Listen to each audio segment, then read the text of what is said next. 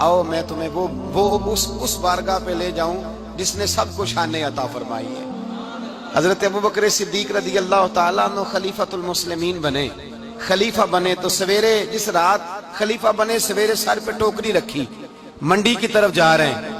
हजरत उमर फारूक रदी अल्लाह ताला अन्हु मौला अली शेर खुदा को किसी ने बताया कि वो तुम्हारा खलीफा तो जा रहा है मजदूरी करने, वो तो जा रहा है कमाई करने। हजरत अली शेर खुदा मौला कायनात जनाब फारूक आजम दोनों ने रस्ते में रोका। अबू बकर कहाँ जा रहे हो? फरमाने लगे काम करने जा रहा हूँ, मजदूरी करूंगा, मंडी में जाऊंगा, तिजारत करता था उसको जारी रखूंगा, बच्चों का पेट भी तो पालना है। अब तुम्हारी हुकूमत के पीछे बच्चे तो नहीं ना भूखे मरवा लेने, मैंने कुछ करना तो है। हजरत उमर कहने लगे चला आके बैठ, हम सहाबा को इकट्ठा करते हैं और माले गनीमत से तेरा वजीफा लगाते हैं, आपको वजीफा मिलेगा माना। तो आप बैठ करके मस्जिद में तो ड्यूटी करें। बैठ गए, मुशावरत हुई तो हज़रत अबू बकर सिद्दीक रज़ी अल्लाह ताला अन्हु से पूछने लगे जनाब बतलाइए आपका कितना वजीफा लगाया जाए? तो हज़रत अबू बकर सिद्दीक फरमाने लगे उतना लगा दो जितनी एक मजदूर की तनख्वाह होती है। तो एक सहाबी बोल के बड़े मीठे और धीमे लहजे में कहने लगे अबू बकर अगर तेरा गुजारा ना हुआ तो, अगर तेरा गुजारा ना हुआ तो अबू बकर सिद्दीक फरमाने लगे अगर मेरा गुजारा ना हुआ तो मैं मजदूरों की तनख्वाह में इजाफा कर दूंगा, अगर मजदूरों के घर जलने लगेंगे तो मेरा भी चलेगा, मैं उनकी तनख्वाहें बढ़ाऊंगा सिर्फ अपनी।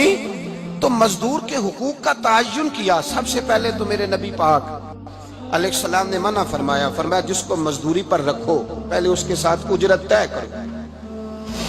हुजूर सल्लल्लाहु अलैहि वसल्लम ने फरमाया जब तक उजरत वाज़े ना हो जाओ किसी को काम पर, जब तक उजरत वाज़े ना हो जाए, मुकम्मल ना हो जाए कि क्या देना है तय करें।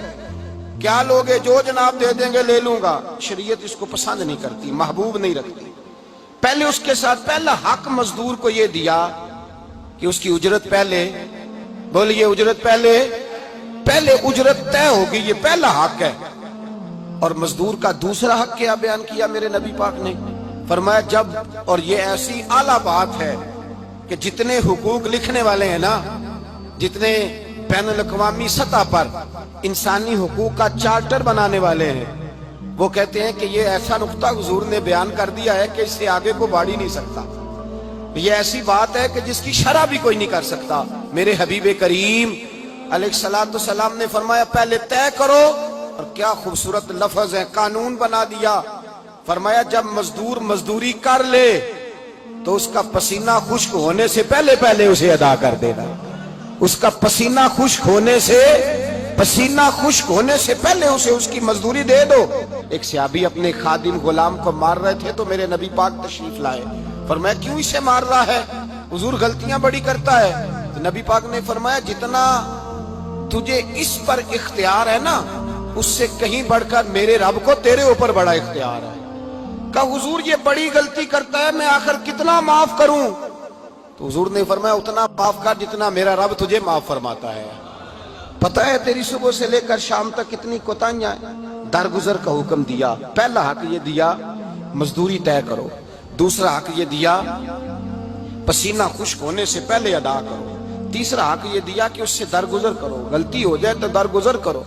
तो या रसूल अल्लाह मजदूरी कितनी दें? मेरे नबी पाक बुखारी मुस्लिम हुजूर सैयद आलम सल्लल्लाहु अलैहि वसल्लम ने फरमाया मजदूर का हक बयान किया नबी पाक ने, और एक बात इरशाद फरमाई तो उसके अंदर कई पहलू, एक हदीस में कई पहलू बयान फरमाए। हबीब पाक ने फरमाया जैसा तुम खाते हो वैसा ही उसे। भाई बस खत्म हो गई बात। इतनी बड़ी बात कर दी सरकार ने। कभी देखा है आपने कि मजदूर को ऐसे खिलाया जा रहा हो जैसा मालिक खा रहे हैं?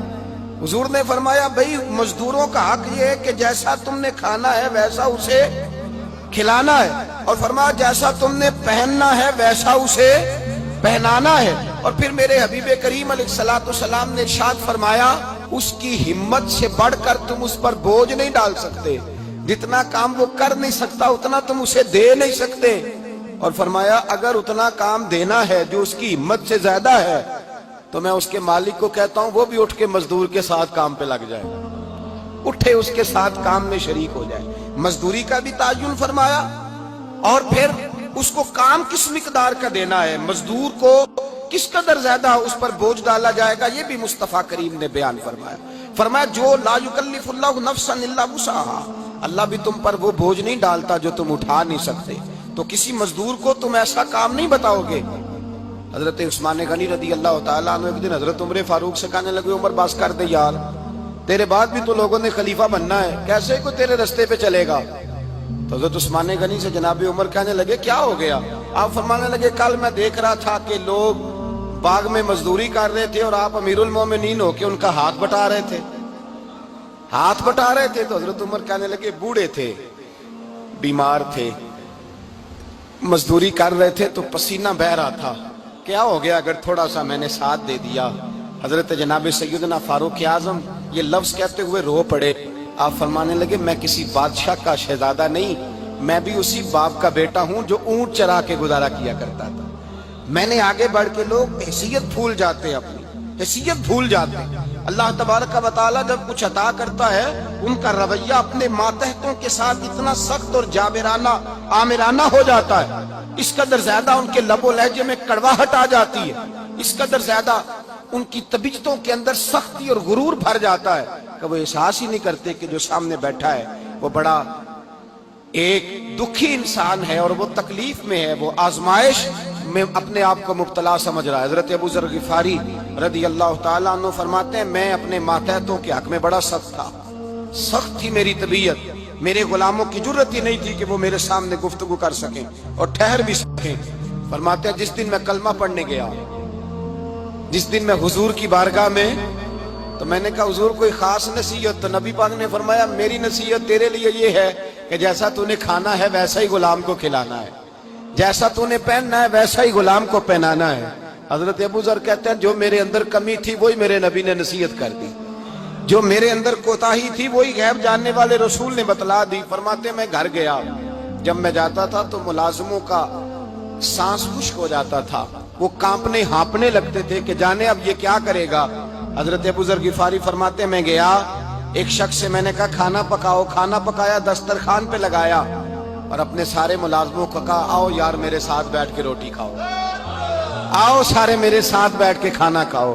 فرماتے ہیں انہوں نے کھانا کھایا، پھر میں ان کو بازار لے گیا، جیسے کپڑے میں پہنتا تھا ویسے میں نے ان کے لیے بھی خریدے۔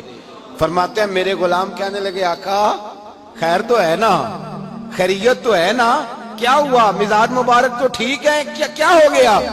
اور یہ جو ہم فضا کو اتنا خوبصورت دیکھ رہے ہیں اور یہ جو ہم اتنی پیاری ریم جھیم برستی دیکھ رہے ہیں، یہ جاری رہے گی یا ایک دن کی ہے؟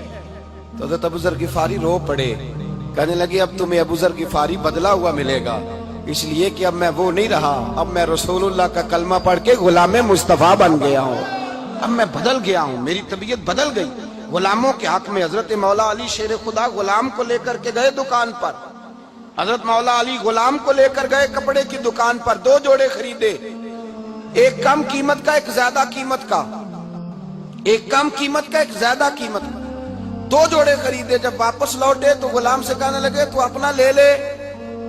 غلام کو پتا تھا کہ اس زمانے میں ہوتا کیا تھا، اس نے کم قیمت کا جوڑا اٹھایا۔ حضرت علی فرمانے لگے عجیب آدمی ہے، یہ تو تیرا نہیں، یہ تو میرا ہے۔ اس نے کہا حضور کس طرح سے؟